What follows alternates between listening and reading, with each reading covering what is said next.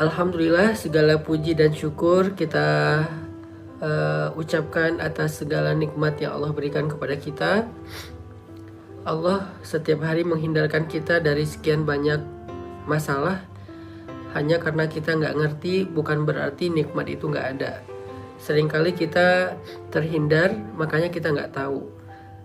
Kita kadang-kadang menghargai nikmat Allah ketika kita dapat masalah terus dikasih jalan keluar.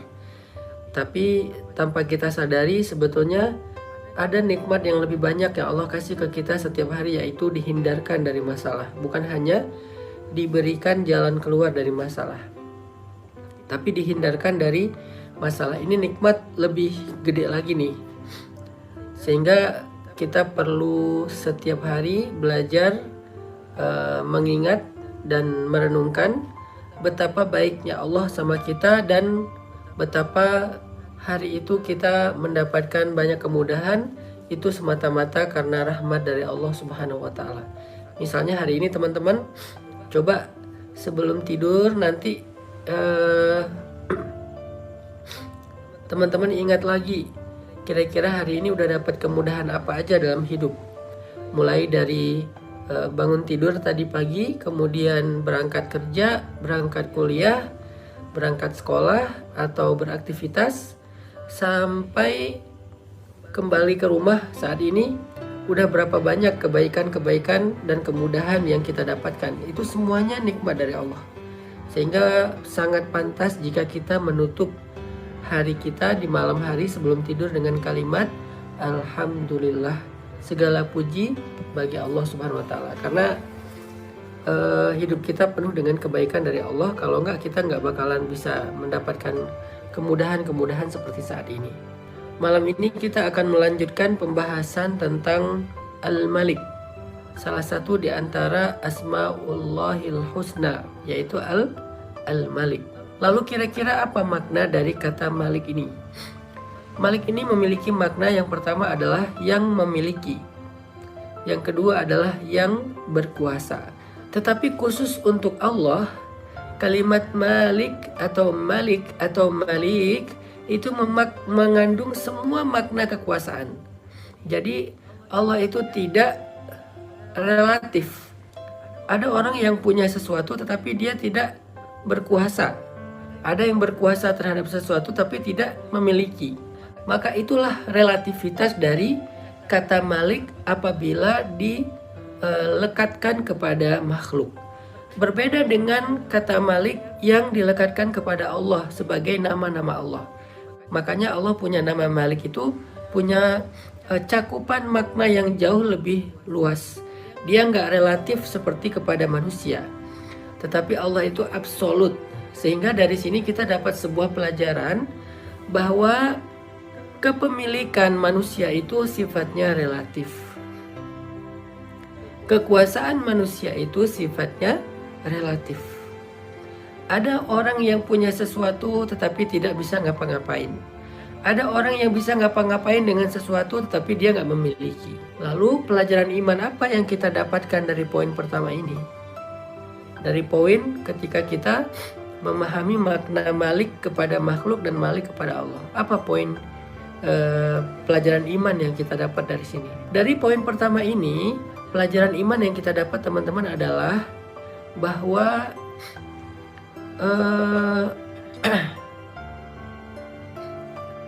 jangan terlalu bergantung kepada makhluk, di mana kepemilikan dan kekuasaannya itu relatif.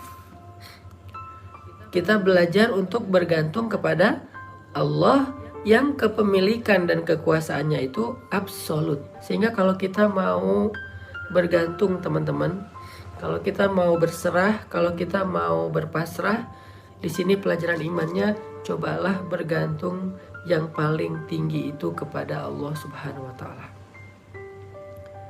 Kita ini adalah hambanya Allah. Hamba sahaya. Kita ini budak, kita ini makhluk ciptaan Allah. Allah adalah penguasa kita. Allah itu pemilik kita. Allah itu pengatur kita. Allah itu yang mengendalikan segala sesuatu tentang kehidupan kita. Sehingga ketika kita terkadang hidup di antara manusia, lalu kita berharap kepada mereka, kita bergantung kepada mereka, maka cobalah tetap memberikan batasan. Ketergantungan kita kepada manusia itu tidak pernah sampai sama, apalagi lebih dengan ketergantungan kita kepada Allah. Sehingga bisa jadi manusia meninggalkan kita, tapi Allah gak pernah ninggalin kita.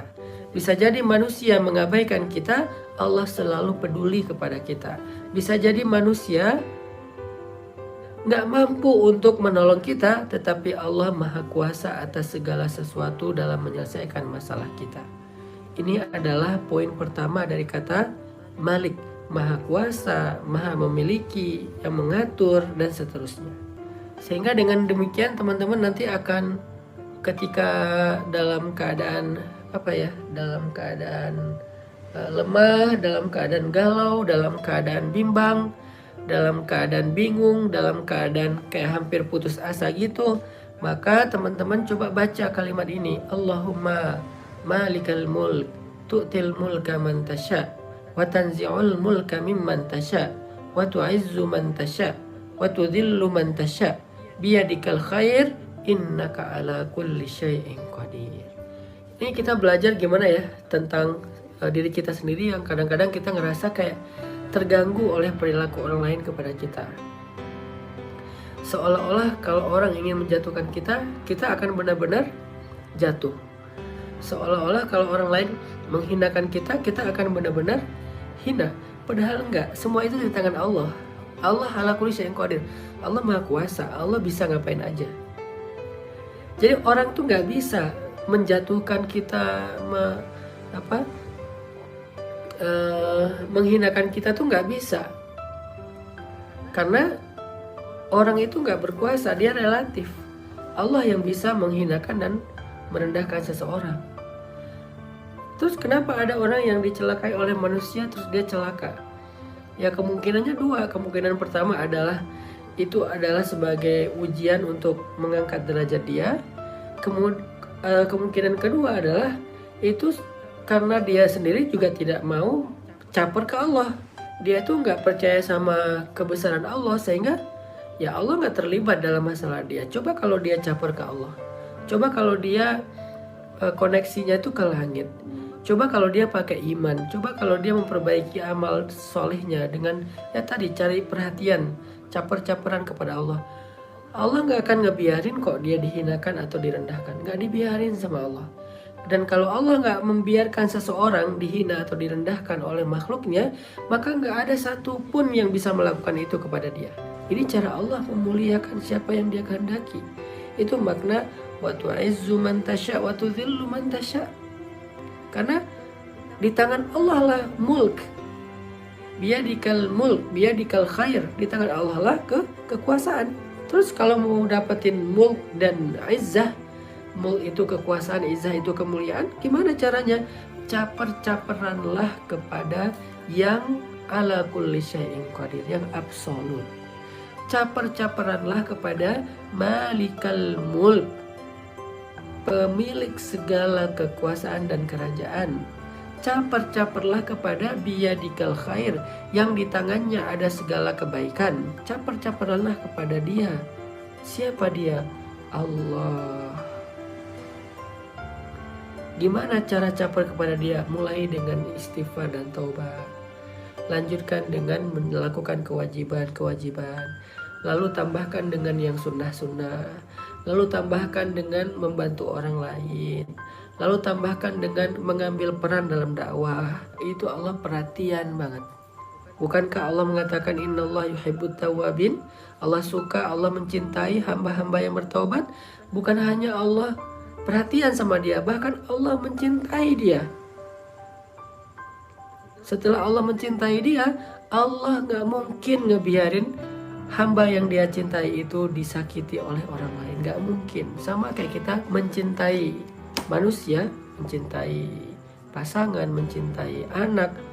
Mungkin gak kita ngebiarin orang yang kita cintai itu disakitin oleh orang lain? Gak mungkin.